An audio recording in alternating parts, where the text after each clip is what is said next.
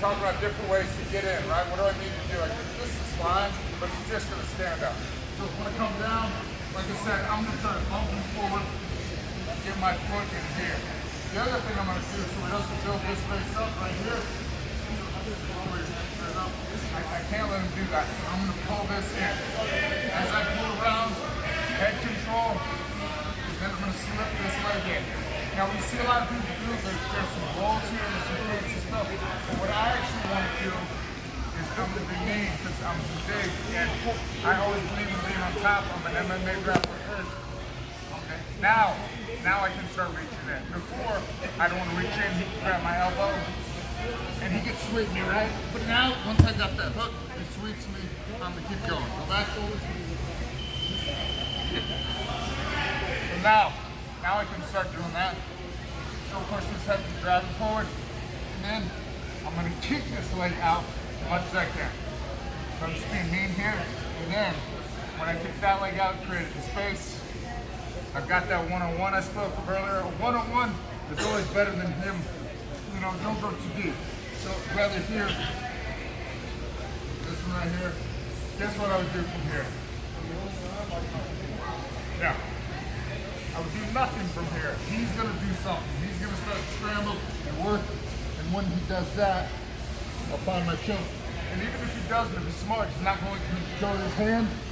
In this position, I don't necessarily need that hand. Sorry. That makes sense. So FYI, that's how that exact same wrist ride we use when we choke Shogun out. You guys remember. Has the wrist ride jammed in, so we can defend with the other hand. The other, that's version 1. Go ahead and do version 1, and I'll show you the not as good version in just 1 second. Takes my back. Just to show you, it's not necessarily worried about the choke. He's worried about, see how my back, my head is lower or higher than my feet. That makes sense? My low back, higher than my feet, right here. That's, all you have to do is break somebody's posture. That way, understand? So it's as simple as this is my posture, right? Second I'm here, the throat is going to become available. You hang out here long enough, their hip matters. It's only a matter of time. Does that make sense? So don't get to being hurt. You're like, oh, man, you got my hand, you got your hand. Yeah, put your foot on back, back and forth, you got my hand.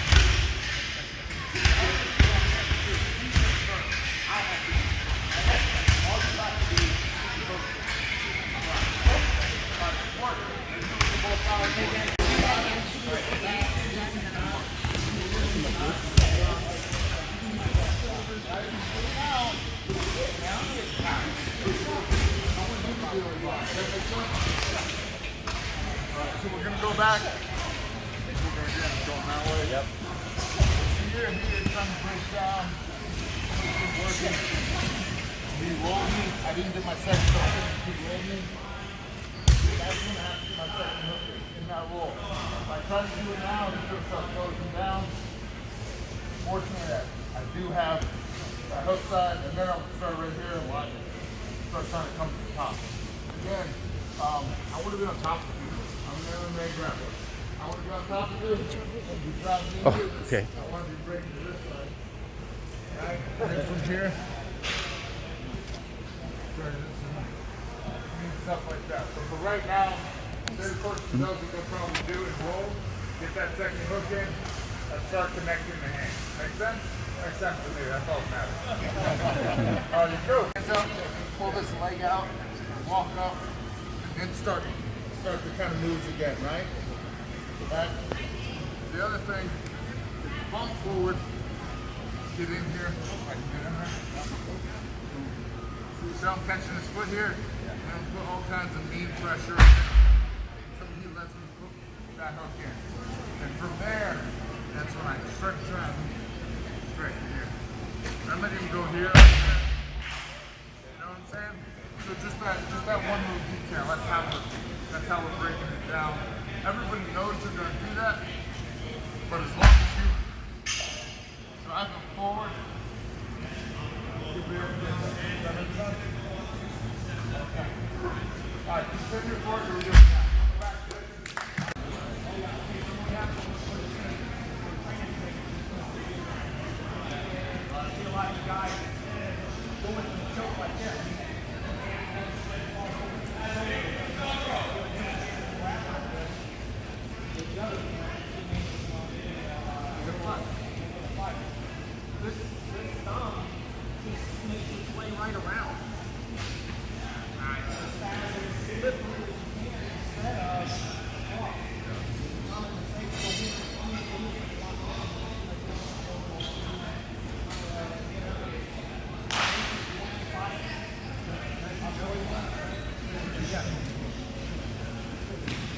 Okay,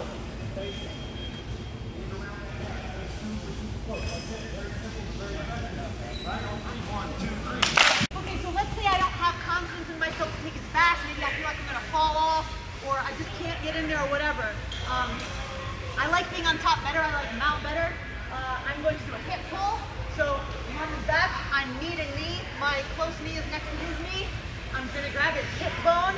Remember, I don't want to have it too deeply because he's gonna fat man roll me or power man roll me. I'm going to pull him back, and I'm gonna make myself move back a little bit so I'm out of the way. Gonna grip on his hip, pull him back, he's on his hip. Now I can choose if he bases out with this hand, that's not blocking his neck, so I can choke him. Or if I'm able to get him to continue to roll, bring him all the way down, I can even use my chin on his shoulder to help me pull him down. I can get side control, mount, finish the fight, guys. So, let's go again. Sure. So, if there's space here, maybe I'll get my hooks in, but if he's tight like this, man, I just can't open him up. Grab his hip, have my weight on him, have my knee on him. I'm gonna hip pull him that way. Side control. One more thing, can you go back, please? I'm not pulling him straight towards me. He's too heavy. It's kind of like at an angle, too muscular. Muscle weighs more. Stuff like diagonally, okay? Choke him if he's already on his back. Cycle. So let's try the hip pull. Remember to make sure you move yourself out of the way and make it safe to pull him or her. All right, it's something you're seeing a lot of right now. You know, I've seen every UFC this year. People jumping to the neck without really any hook. You know, because people are so good. Like when you're on fast control at defending the hands, I can't even imagine this tournament. You know, I can't choke people out where I just slap them in the ear. So they're going right to the neck. The second it opens up, they go right to the neck. It just happened on the contenders. It's like this crummy body wasn't in there, but they just got the neck. So, all right, work that. Left hand, just pull to their elbow, and then let the puller person get the choke. And then the second scenario is when the person kind of falls over, and then the top person gets something on top. Let's do those two scenarios. Getting up. This is actually when Lobster started to stand, what I maybe should have done, right?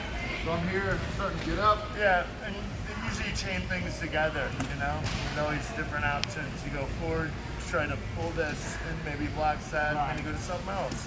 So then he sees that coming, so he goes to stand up. So you lift him straight up here. And see how important the good seatbelt is where you're protecting that choke hand? See a lot of people like this. You're never going to choke a guy like that. Really important, right when you get that seatbelt from any position, they're going to go grab. And when they grab, It's a good thing you broke your non-choke. yeah, see it? See it? So when they grab, all you need is that trap there. And if that hand's on top, you're never going to get it. See? So that's the whole point. You know, you're here, it's blocking the one knee, you pull him straight up, and when you fall to the hip, so you get that trap. When you get that trap, he's toast. You know, he goes to fight, and it's boom, boom, right behind. You guys see, he put that in like as I was falling. And it's a circular motion.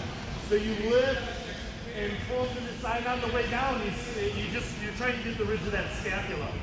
So it all happens in the rotation. You know, you pull, fall, and on the way down he gets that trap. Okay? So the It's guy, important to start with a good seatbelt with that hand here, because he's going to go to grab the hands. And then we got it, son.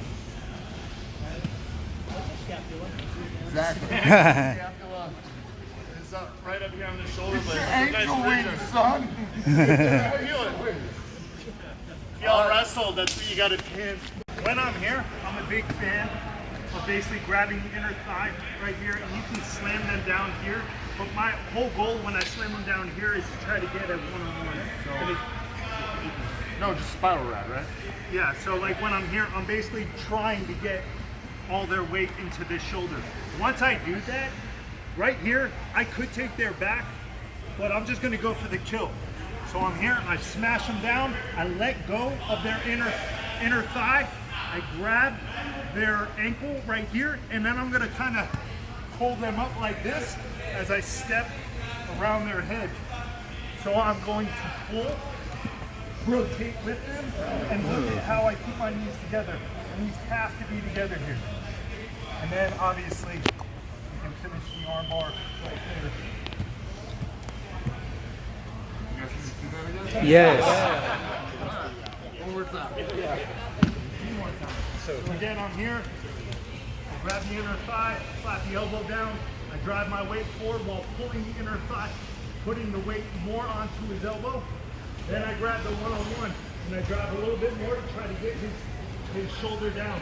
Once his shoulder's down, I know now it's time to go. But I need to make sure he can't just roll out.